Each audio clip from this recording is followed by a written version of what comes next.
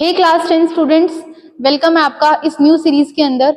इससे पहले हमने एनसीईआरटी एग्जाम्पलर की क्लास 10 की chemistry as well as biology को पूरी की पूरी एनसीईआरटी एग्जाम्पलर प्रॉब्लम्स को क्या किया था, कवर किया था।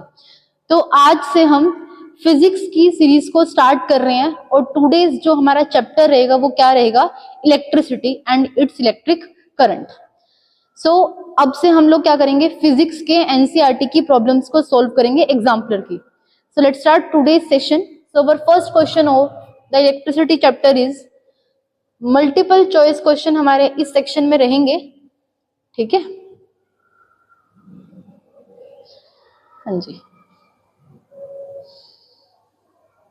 हाँ, यहाँ पर क्या गिवन है, a cell, a resistor, a key and ammeter are arranged as shown in this figure, ठीक है, in a circuit diagram।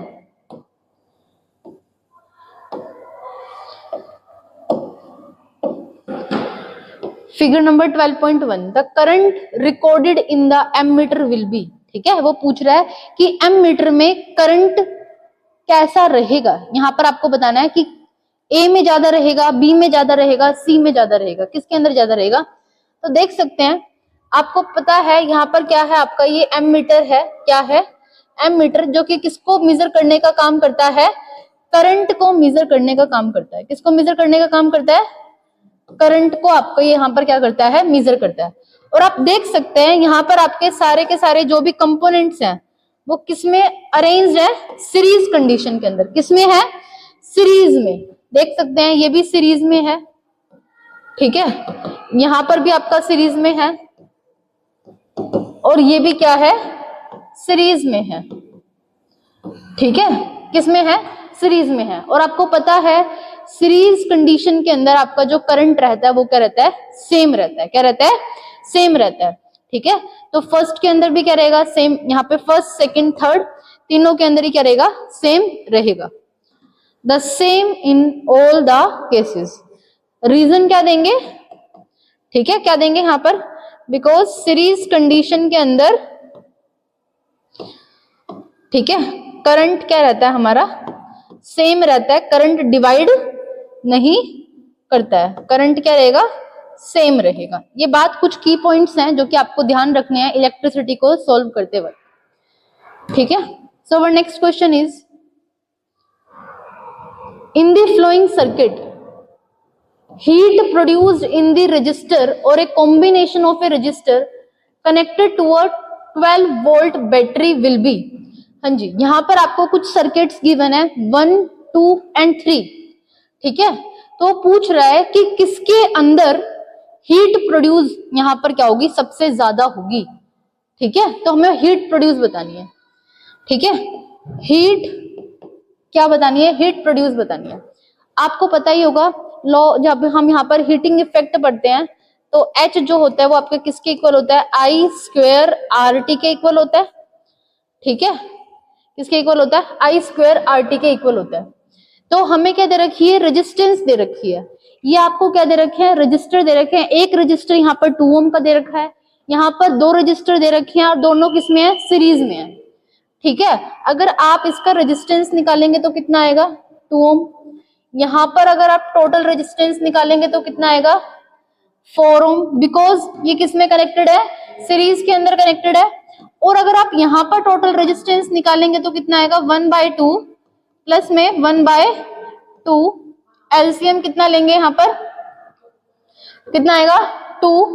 तो यहाँ पर कितना आएगा, 1 प्लस में 1, तो कितना आ गया, 2 प्लस में 2 कितना आ गया, 1, ठीक है। सही लिखा है ना मैंने। तो यहाँ पर कितना रेजिस्टेंस आ रहा है आपका, 1 ओम रेजिस्टेंस आ रहा है। कितना आ रहा है, 1 ओम रेजिस्टेंस आ रहा है, ठीक है। Heat produced in the resistor आपको बतानी है, तो आप फॉर्मूला लगा सकते हैं यहाँ पर, ठीक है, ये भी लगा सकते हैं। और एक हम अपना फॉर्मूला कौन सा लगाते हैं, V स्क्वायर अपॉन में R भी हम क्या लगा सकते हैं, यहाँ पर लगा सकते हैं। क्लियर है सभी को। मैं V स्क्वायर अपॉन में R क्यों लगा रही हूँ, बिकॉज हमें यहाँ पर करंट के बारे में कोई भी इंफॉर्मेशन गिवन नहीं दे रखी है। हमें किसके बारे में दे रखी है, वोल्टेज के बारे में दे रखी है, 12 वोल्ट, 12 वोल्ट और 12 वोल्ट, ठीक है। तो सभी के अंदर क्या निकाल लेंगे हम, यहाँ पर अपनी हीट निकाल लेंगे, वी स्क्वायर अपॉन में आर, वी कितना दे रखा है 12 मल्टीप्लाई में 12 और आर यहाँ पर इतना आ जाएगा, ठीक है। हीट यहाँ पर निकाल लेंगे, कितना आएगा 12 मल्टीप्लाई में 12 डिवाइडेड बाय में 4, और अगर हम यहाँ पर हीट निकालेंगे तो क्या आएगा 12 मल्टीप्लाई में 12 डिवाइडेड बाय में 1। तो आप देख सकते हैं कि यहाँ पर कितना आएगा 144, यहाँ पर कितना आएगा 144 डिवाइडेड बाय में 4, और यहाँ पर कितना आएगा 144 डिवाइडेड बाय में 2। तो हीट सबसे ज्यादा किसके अंदर आपकी, थर्ड के अंदर आपकी सबसे ज्यादा क्या है, हीट है, फिर आपकी फर्स्ट के अंदर है, और फिर आपकी सेकंड के अंदर क्या है, हीट है। तो ऑप्शन नंबर डी क्या रहेगा यहाँ पर, करेक्ट रहेगा। ये क्वेश्चन आपका कहाँ से, लॉ ऑफ हीटिंग इफेक्ट से क्वेश्चन है, जहां पर आपको हीट के फॉर्मूला को अच्छे से यूज करना है। क्लियर है सभी को, होपफुली क्लियर होगा। यहाँ पर देखिए क्वेश्चन नंबर 3 देखते हैं, क्वेश्चन नंबर 3 को देखते हैं।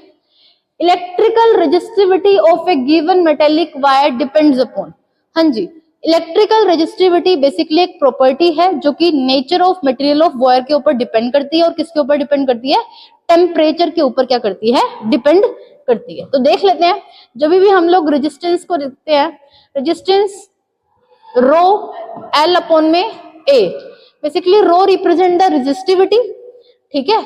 इट डिपेंड्स अपॉन, किसके ऊपर डिपेंड करती है, ये depends upon nature of material, ठीक है, nature of material of wire, ठीक है। और किसके ऊपर डिपेंड करती है, टेम्परेचर के ऊपर, ठीक है। ये दोनों चीज के ऊपर क्या करती है, डिपेंड करती है। ये लेंथ के ऊपर डिपेंड नहीं करती है, थिकनेस के ऊपर भी डिपेंड नहीं करती है, शेप के ऊपर भी नहीं करती, किसके ऊपर करती है, नेचर ऑफ द मटेरियल के ऊपर क्या करती है, डिपेंड करती है। क्लियर है सभी को, हाँ जी। क्वेश्चन नंबर 4 देखेंगे। A current of a 1 ampere is drawn by a filament of an electric bulb, ठीक है।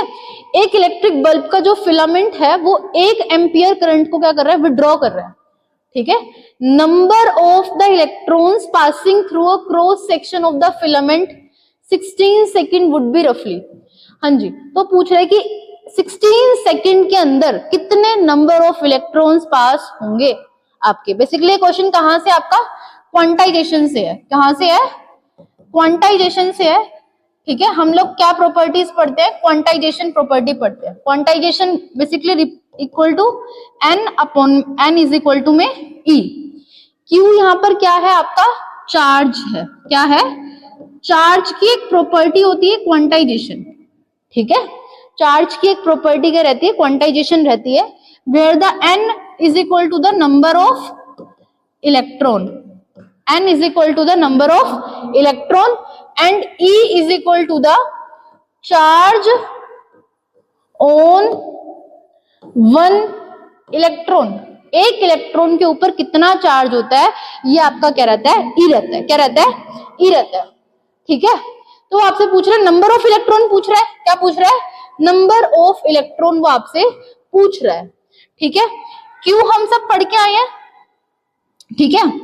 क्यू क्या होता है आपका, I मल्टीप्लाई में T, ठीक है। करंट क्या होता है, चार्ज पर यूनिट टाइम, ठीक है, कि पर यूनिट सेकंड में कितने इलेक्ट्रॉन्स आपके फ्लो कर रहे हैं, उसी को हम लोग क्या कहते हैं, करंट कहते हैं, क्या कहते हैं, करंट कहते हैं। तो आप इसकी वैल्यू यहां पर पुट कर लीजिए। करंट की वैल्यू कितनी दे रखी है, 1, टाइम कितना दे रखा है आपको 16, ठीक है। नंबर ऑफ इलेक्ट्रॉन हमें फाइंड आउट करने हैं। E की वैल्यू कितनी होती है यहाँ पर 1.6 मल्टीप्लाई में 10 रेज टू पावर -19 कूलम, ठीक है। तो 16 डिवाइडेड बाय में 1.6 इंटू 10 रेज टू पावर -19, यहां से आप पॉइंट हटाएंगे, ऊपर क्या जाएगा 10, तो कट के क्या आ जाएगा 10 रेज टू पावर 20, कितना आएगा 10 रेज टू पावर 20। यहाँ पर क्या रहेंगे आपके electrons, number of electrons flow करेंगे 16 सेकेंड के अंदर। क्लियर है सभी को, हाँ जी। आप जब भी फिजिक्स के क्वेश्चन लगाते हैं तो पहले क्वेश्चन को बहुत ध्यान से पढ़िए, उसमें जो गिवन लिखा हुआ आप उसको लिखिए, उसके बाद अपने कॉन्सेप्ट को वहां पर लगाइए कि यहाँ पर कौन सा कॉन्सेप्ट लगेगा, ठीक है, क्वेश्चन नंबर 5 देखना भाई, अपने कॉपी पेन निकाल के बैठ जाइए, आप लोग क्वेश्चन साथ के साथ सोल्व करेंगे। आइडेंटिफाई द सर्किट, सर्किट को आइडेंटिफाई करेंगे। ठीक है, figure number 12.3 in which the electrical components have been properly connected. ठीक है, मैं थोड़ा सा साइज छोटा कर रही हूं ताकि आपको सारे विजिबल हो सके। हाँ जी, एक बार देखना। हाँ, आपको ये बताना है कि इन चारों में से सबसे ज्यादा अच्छे से आपका जो कनेक्टेड एलिमेंट्स वाला सर्किट है वो इसमें से कौन सा है। एक बार हम लोग देख लेते हैं। इस क्वेश्चन को सॉल्व करने से पहले हमारे माइंड में 3 कॉन्सेप्ट हमें पता होने चाहिए। ठीक है, और वो कॉन्सेप्ट क्या है ये एक बार हम लोग डिस्कस कर लेते हैं। ठीक है, फर्स्ट कॉन्सेप्ट आपको यहां पर क्या दिख रहा है, एम मीटर दिख रहा है। क्या दिख रहा है, एम मीटर। और आप हमेशा मतलब हम पढ़ के आए हैं फिजिक्स के अंदर कि एम मीटर को हमेशा सीरीज के अंदर क्या किया जाता है, कनेक्ट किया जाता है। किसके अंदर कनेक्ट किया जाता है, सीरीज के अंदर। ठीक है, एम मीटर को सीरीज में कनेक्ट किया जाता है, ये बात आपको ध्यान रखनी है भाई। ठीक है, ammeter connected in series, ammeter को सीरीज में कनेक्ट किया जाता है, फर्स्ट टर्म। दूसरा आपको क्या दिख रहा है, वोल्ट मीटर। क्या है, वोल्ट मीटर को हमेशा पैरेलल में कनेक्ट करते हैं। किस में कनेक्ट करते हैं, पैरेलल में। ठीक है, और तीसरी चीज हमें क्या दिख रही है, जो भी हमारा वोल्ट मीटर के ऊपर यहाँ पर आपके पॉजिटिव नेगेटिव साइन आते हैं वो हमेशा बैटरी के सेम टर्मिनल से क्या होने चाहिए, अटैच होने चाहिए। 3 कंडीशन समझ में आ गई आपको। Ammeter connected in a series, voltmeter connected in a parallel, and जो भी एम मीटर के ऊपर हमें यहाँ पर टर्मिनल्स दिखाई देते हैं पॉजिटिव और नेगेटिव, वो सेम टर्मिनल ऑफ बैटरी के टर्मिनल से क्या होने चाहिए, अटैच होने चाहिए। हम लोग देख लेते हैं। देखिए यहाँ पर तो वोल्ट मीटर आपका किस में कनेक्ट किया हुआ है, सीरीज में। किसमें कनेक्ट किया हुआ है, सीरीज में, तो ये ऑप्शन तो नहीं हो सकता। Although ammeter connected in a series ये सही है, बट आपका वोल्ट मीटर आपका सीरीज में कनेक्ट नहीं होगा। ठीक है, थर्ड ऑप्शन को देख लेते हैं। यहां पर तो एम मीटर को पैरेलल में कनेक्ट कर दिया, एम मीटर को पैरेलल में कनेक्ट कर दिया, तो ये भी ऑप्शन क्या हो गया हमारा, गलत हो गया। आप जब भी क्वेश्चन करते हैं एमसीक्यू तो आपको एलिमिनेशन मेथड को वहां पर यूज करना है। ऐसा नहीं है कि आप सबको देख रहे हैं और फिर आंसर कर रहे हैं। ठीक है, वो काट दीजिए जो आपका पहले कट रहा है। ठीक है, हाँ जी, नेक्स्ट देखते हैं भाई, पता नहीं। ठीक है, करना स्टार्ट कर दी। सो स्टूडेंट्स, हमारा फर्स्ट एंड थर्ड ऑप्शन तो ऐसे ही क्या हो गया, गलत हो गया। ठीक है, सो हमारे फर्स्ट एंड थर्ड ऑप्शन तो क्या हो जाते हैं, यहाँ पर इनकरेक्ट हो जाते हैं। ठीक है, अगर हम बात करते हैं थर्ड एंड फोर्थ की, तो देखिए आपके जो थर्ड के अंदर क्या है, ये जो सेकंड वाला ऑप्शन है, ठीक है, ये नेगेटिव टर्मिनल है और ये भी क्या है, नेगेटिव। इसका मतलब ये बिल्कुल सही है, नेगेटिव के साथ नेगेटिव कनेक्ट है, जबकि इस वाले पॉजिटिव के साथ ये क्या कनेक्ट है, नेगेटिव। तो ये ऑप्शन क्या हो जाता है आपका, गलत। क्या हो जाता है, गलत। ठीक है, तो ऐसे आपको ध्यान रखना है भाई। हाँ जी, so next question is, answer क्या रहेगा इसका, बी। क्या रहेगा, बी।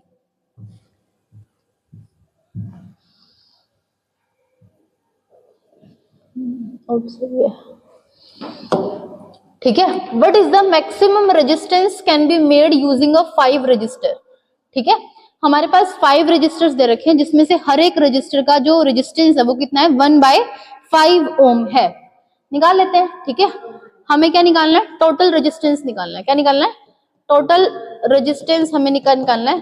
कितना रजिस्टर है, 5, 1/5, 1/5, 1/5, 1/5, 1/5, 5 क्या आ गया, एलसीएम 1 + 1 + 1 + 1 + 1, 5/5 कितना आ गया, 5/5। तो आंसर क्या रहेगा हमारा, 1 ओम। ठीक है, सॉरी ये मैंने आरटी आना था यहाँ पे। ठीक है, क्या आना था, आरटी। तो ये कितना आंसर आएगा हमारा, 1 ओम। कितना आंसर रहेगा, 1 ओम। ठीक है, सिंपल क्वेश्चन है ये, पैरेलल रेजिस्टेंस से आपका सोल्व होगा सभी को यहाँ पे। हाँ जी, so our next question is, what is the minimum resistance which can be made by using the 5 resistor. Minimum resistance can be made using the 5 resistance. ये सेम क्वेश्चन है क्या? अच्छा अच्छा। सो क्वेश्चन नंबर 7 इज, अब वो आपसे क्या पूछ रहा है? मिनिमम रेजिस्टेंस, ठीक है। और फर्स्ट में उसने क्या पूछी थी? मैक्सिमम रेजिस्टेंस, ठीक है। मैक्सिमम रेजिस्टेंस हम कहां पर निकालते हैं? सीरीज में, और यहां पर हम किस में निकालेंगे? पैरेलल कंडीशन के अंदर। किस में निकालेंगे? पैरेलल, ठीक है। तो 1 अपॉन में आरपी हमारा रहेगा, और हम लोग कैसे लिखेंगे इसको? 1 अपॉन में 1/5, ठीक है, प्लस में 1 अपॉन में 1/5, प्लस में 1 अपॉन में 1/5, प्लस में 1 अपॉन में 1/5, सॉरी 1/5, ठीक है, प्लस में 1 अपॉन में 1/5, और ये 5 कहां पर चला जाएगा? आपका ऊपर चला जाएगा। तो कैसे आएगा? 5 प्लस में 5 प्लस में 5 प्लस में 5 और प्लस में 5, तो कितना हो गया? 25। तो ये क्या आया? 1 अपॉन में आरपी इज इक्वल टू कितना आ गया? 25। कितना आ गया? 25, ठीक है। एक बार ये चेक करना कि इसका आंसर 1 अपॉन में 25 और 25 है। 1 अपॉन में 25 है ना इसका आंसर। तो हम लोग क्या करेंगे? इसको आरपी को यहां पर लेके जाएंगे, ठीक है, और ये किस में आ जाएगा? आपका 1 अपॉन में कितना आ जाएगा? 25 आ जाएगा। क्लियर है सभी को? हाँ जी, क्लियर है। हाँ चलिए, तो question number 8 is the proper resistance representation of a series combination of a cell obtaining a maximum potential is. हाँ जी, तो आपको ये बताना है कि यहाँ पर आपको सीरीज में क्या दे रखे हैं? सारे के सारे हमें कॉम्बिनेशन दे रखे हैं सेल्स के। तो बताना है कि वो सबसे करेक्ट बताना है जहां पर हमें क्या मिलेगा? मैक्सिमम पोटेंशियल मिलेगा। क्या मिलेगा? मैक्सिमम पोटेंशियल या मैक्सिमम आपको वोल्टेज देखने को मिलेगी। एक बार हम लोग देख लेते हैं।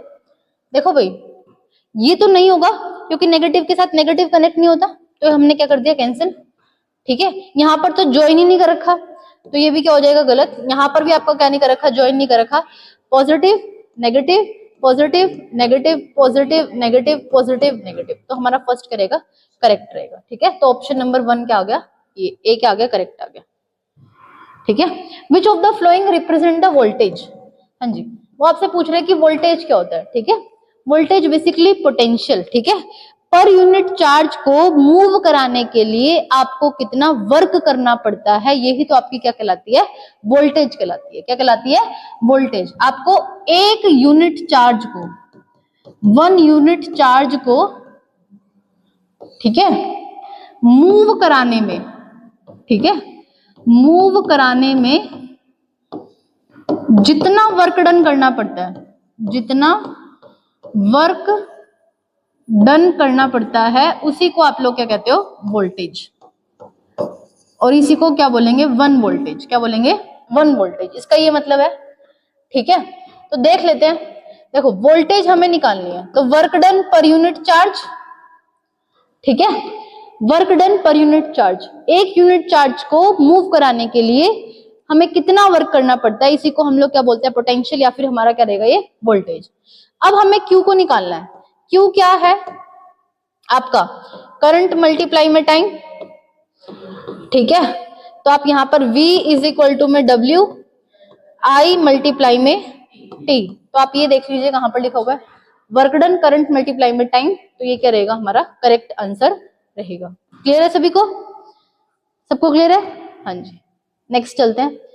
A cylindrical conductor of a length L and a uniform area of a cross section A has a resistance R. Another conductor of a length 2L and the resistance R of a same material will be the cross section area. हाँ जी, ये हमारा क्या है? एक resistance R है, और ये क्या है? एक रेजिस्टेंस R2 है। R1 को कैसे लिखते हैं? रो L अपॉन में A, ठीक है। और हम यहाँ पर क्या लिखेंगे? रो L अपॉन में A, ठीक है। अब देख लेते हैं यहाँ पर क्या कर रखा है। फर्स्ट वाले में लेंथ L है, ठीक है, क्रॉस सेक्शन एरिया A है, ठीक है, ठीक है, रेजिस्टेंस R हमें दे रखी है। Another conductor of the 2L, हमारे पास क्या है? यहाँ पर 2L है, तो सेम मटेरियल का बना हुआ है, तो ये रेजिस्टिविटी से रेजिस्टिविटी क्या हो गई? कैंसिल हो गई। क्या हो गई? कैंसिल हो गई।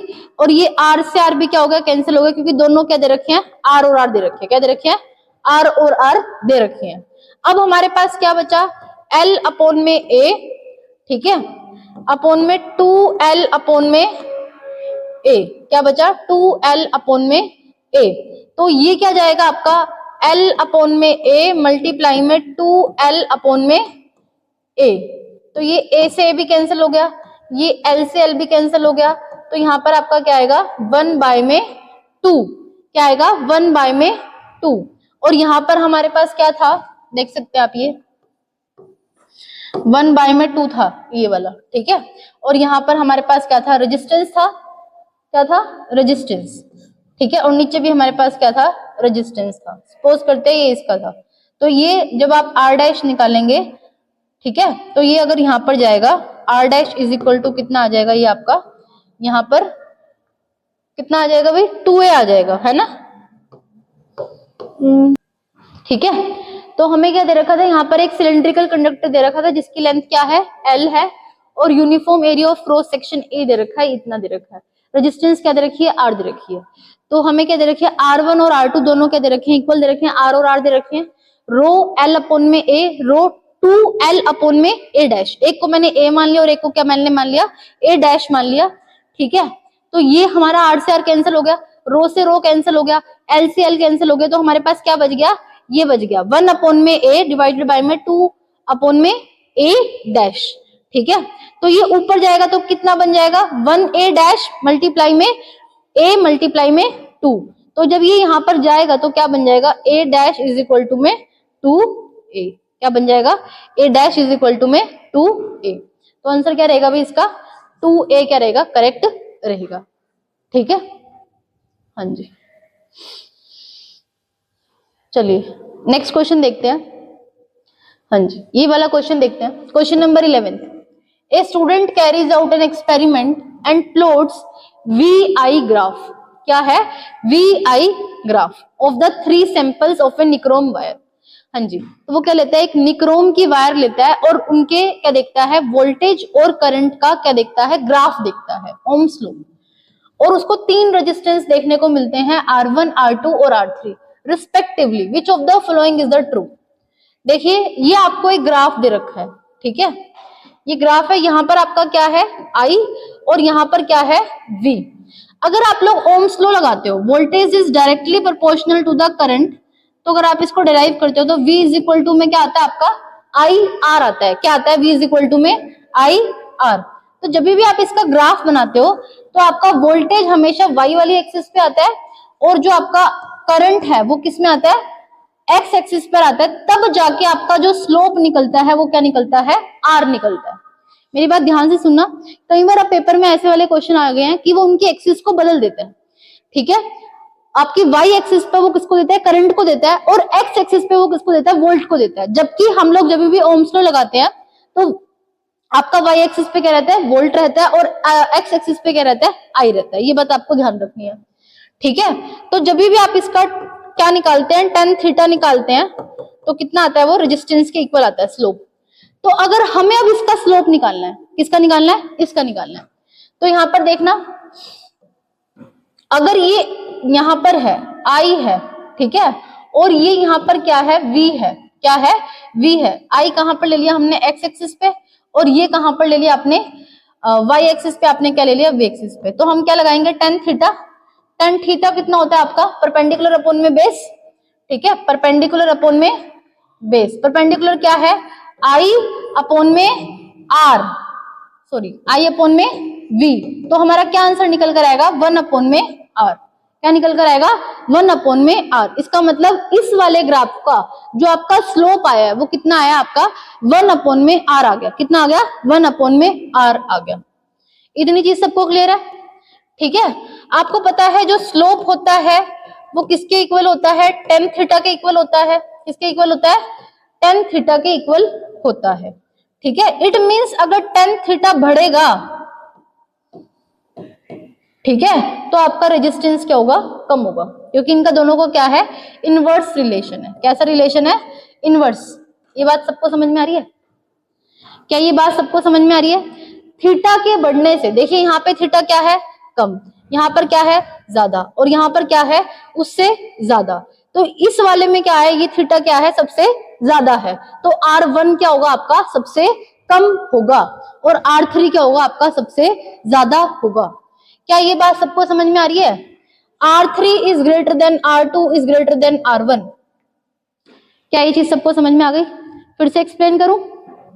ठीक है, तो बस आपको ग्राफ का ध्यान रखना है। ग्राफ को ध्यान रखते वक्त आपको पी एक्सिस वाई एक्सिस पे देखना है और एक्स एक्सिस पे देखना है कि भाई आपको क्या क्या गिवन है। उस हिसाब से आप अपना क्या निकालोगे, टेन थीटा निकालोगे और टेन थीटा से आप क्या निकालोगे, स्लोप, और स्लोप से आप क्या निकाल सकते हो, अपनी रेजिस्टेंस, और थीटा में वैल्यू निकाल सकते हो। क्लियर है सभी को? हाँ जी। नेक्स्ट देखिए, if the current I through a resistor is increased by 100%। ठीक है, अगर किसी रजिस्टर के अंदर आई करंट पहले से फ्लो कर रहा है, अब मैं उस करंट को 100% बढ़ा देती हूँ, इंक्रीज कर देती हूँ। ठीक है, assume that the temperature remain the same, the increase power dissipated will be. हाँ जी, इस क्वेश्चन को देख लीजिए, ये क्वेश्चन इंपॉर्टेंट है, देखना भाई।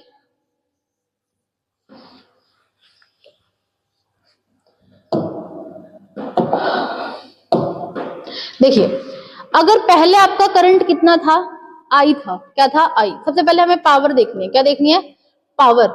पावर, और यहाँ पर क्या दे रखा है, करंट में रिलेशन दे रखा है। क्या दे रखा है, करंट में रिलेशन यहाँ पर आपका दे रखा है। देखिए, पावर इज इक्वल टू क्या होता है आपका, आई स्क्वेयर आर। क्या होता है, आई स्क्वेयर आर। बात समझ में आ रही है? पहले करंट आपका कितना था, यहाँ पर मान लो आई था, क्या था, आई करंट था, कितना था, आई।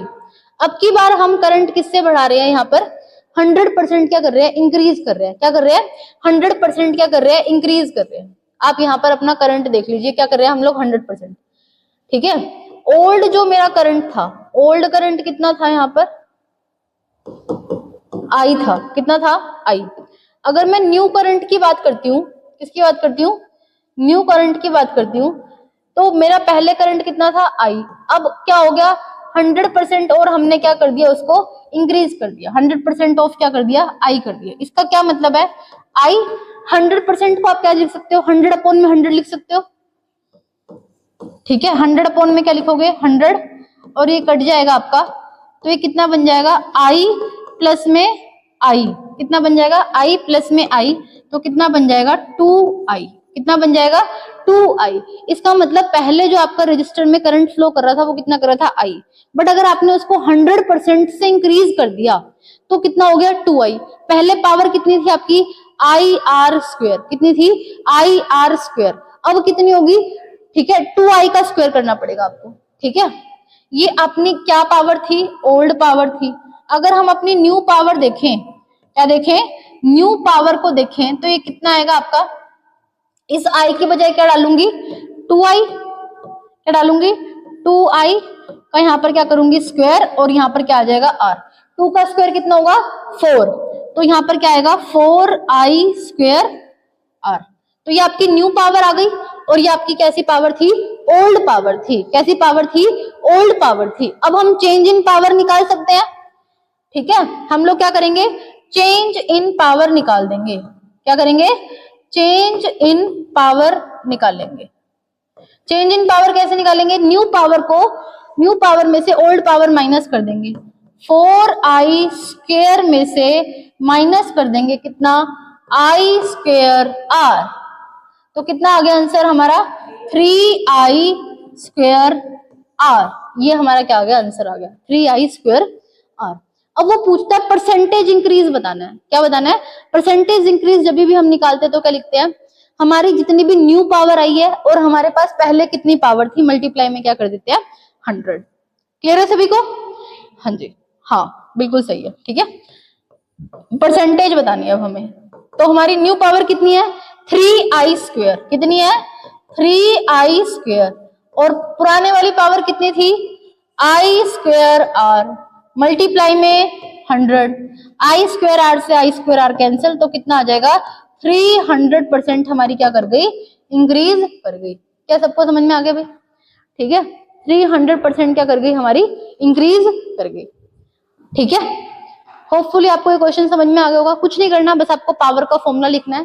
ठीक है, आई स्क्वायर आर हमने यहाँ पर लिख दिया है। ठीक है, आप लोग वी स्क्वायर आर भी लगा सकते हो यहाँ पे, ठीक है, वी स्क्वायर अपॉन में आर भी आप यहाँ पे लगा सकते हो, बट आपको चीज ये देखनी है, ठीक है, क्योंकि हमें यहाँ पर करंट दे रखा है तो हम वी स्क्वायर बाय में आर वाला नहीं लगा सकते, ठीक है, वी आई वाला आप देख सकते हो, एक दो तरीके से और करके देखना आप इसको, आपको ये क्वेश्चन समझ में आ जाएगा, ठीक है।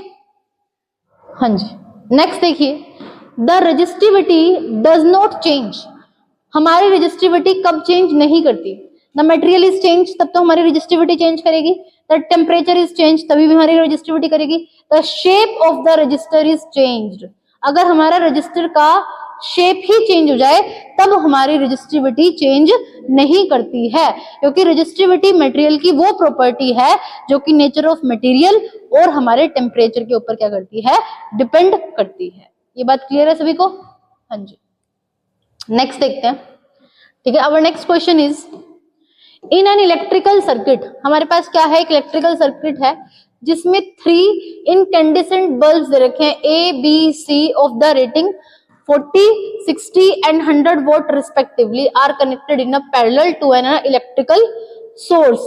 Which of the following is likely to the happen regarding the brightness? हाँ जी, वो बोल रहा है कि हमारे पास 3 बल्ब दे रखे हैं, तीनों की पावर हमें अलग अलग दे रखी है, एक की पावर कितनी है 100, फिर कितनी है 60 और फिर कितनी है हमारे पास 40, ठीक है। तो बेसिकली हमें बताना है कि हमारी जो पावर और ब्राइटनेस के बीच में क्या रिलेशन है, हमारा कौन सा बल्ब ज्यादा ब्राइटली ग्रो करेगा। तो ये बात आपको ध्यान रखनी है। आपको ब्राइटनेस के लिए कॉन्सेप्ट हमेशा ध्यान रखना है कि जो ब्राइटनेस होती है वो पावर के डायरेक्टली प्रोपोर्शनल होती है। किसके प्रोपोर्शनल होती है? पावर के डायरेक्टली प्रोपोर्शनल होती है क्या? आपकी ब्राइटनेस, ठीक है। जितनी ज्यादा आपकी पावर होगी उतनी ज्यादा आपकी क्या होगी? ब्राइटनेस होगी। क्या होगी? ब्राइटनेस होगी।